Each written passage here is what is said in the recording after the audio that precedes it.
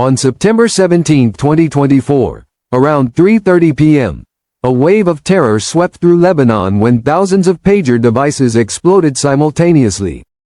These pagers were being used by members of Hezbollah for communication.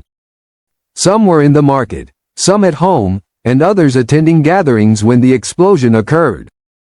Hezbollah members reported receiving a message on their pagers just before the devices, which were turned on, detonated. So far, 12 people have lost their lives, including some children, while more than 3,000 individuals have been severely injured across various regions. The explosions occurred in Lebanon but echoed across the world in news headlines.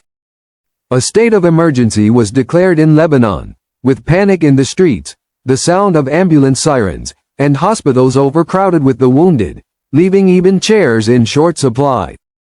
Just as the situation began to stabilize, another wave of explosions occurred on September 18, 2024, when Hezbollah's handheld radio sets also detonated in unison. More than 3,000 devices were affected. Hezbollah immediately blamed their arch-enemy, Israel, for the attacks. But how could this have happened? Pagers operate via a wireless communication system without the use of SIM cards or mobile networks. They only receive text messages through radio signals, without the capability for calls or voice messages. Initially, Hezbollah had relied on cell phones, but they feared that Israel, with whom they have been in conflict for months, could hack their phones and track their locations. For this reason, they banned mobile phones and opted for the simpler and more secure pager devices. According to reports, more than 3,000 pagers have exploded, with the majority of them located near the Lebanon-Israel border.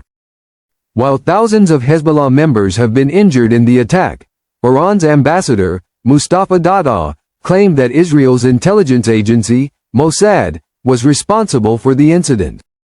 Israel has yet to comment on the matter. A photo of one of the exploded pagers showed the name of a Taiwan-based company called Gold Apollo. However, Gold Apollo denied manufacturing these devices, stating that they had given permission to a company called BAC to use their brand name. If this tampering occurred at the production level, meaning explosives were installed during manufacturing, it indicates that this plan had been in the works for a long time. Gold Apollo's founder, Su Ching Kwang, explained that Hezbollah had ordered around 5,000 pagers, which arrived in Lebanon at the beginning of 2024. However, he clarified that these particular pagers were not manufactured in Taiwan but by a Hungarian firm called BAC. Su expressed surprise that although BAC is a Hungarian company, its payments were coming from the Middle East. When the Hungarian government investigated, they discovered that BAC Consulting, the company that manufactured the pagers, had a registered office in Budapest. However, when a German news agency, DW, visited the address, they found only a small house with an A4 paper posted outside listing various company names, including BAC Consulting. Locals had no knowledge of the company, leading to speculation that BAC might be a shell company involved in illicit activities. Financial records showed that BAC Consulting had recently declared a profit of 18 million Hungarian forints, approximately $5,700 US. Interestingly, just after the pager explosions, BAC's website went offline, suggesting that access to the site was deliberately restricted. Further investigation revealed that BAC's CEO, Cristina Barsoni, claimed that while they did work with Gold Apollo, they were only acting as commission agents and did not manufacture the pagers themselves.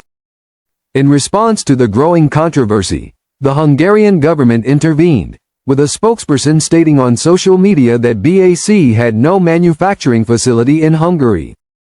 Experts suggest that around 8–10 grams of explosives were concealed within the pagers, likely triggered by an electronic chip that was activated only when a specific code was received. This raises the question: if Hezbollah's pager network was private, meaning only the network admin or a registered device could send a message, how was this code sent? There are only three plausible explanations. Either Hezbollah had a mole within their ranks, Mossad was able to hack into their private radio frequency network, or the pagers had a hidden mobile connection, allowing them to be detonated remotely. The day after the pager explosions, several of Hezbollah's walkie-talkie radio sets also exploded in a similar manner. One such device exploded during the funeral of a member killed in the pager blast. These walkie-talkies were manufactured by ICOM, a Japanese company, which claimed that the specific model, IV-82, had been discontinued in 2014. Hezbollah had purchased the walkie-talkies around 5 months earlier, coinciding with the arrival of the pagers in Lebanon. Lebanese security forces suspect that Mossad, Israel's intelligence agency, is behind this meticulously planned operation. Mossad is known for carrying out covert operations, including the infamous Stuxnet computer worm attack in 2010, which targeted Iran's nuclear program, and the 2007 Operation Orchard, where Israel hacked Syria's air defense systems.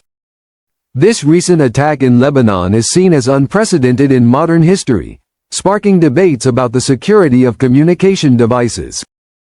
If such tactics can be employed with pagers and walkie-talkies, what does this mean for the safety of our mobile phones?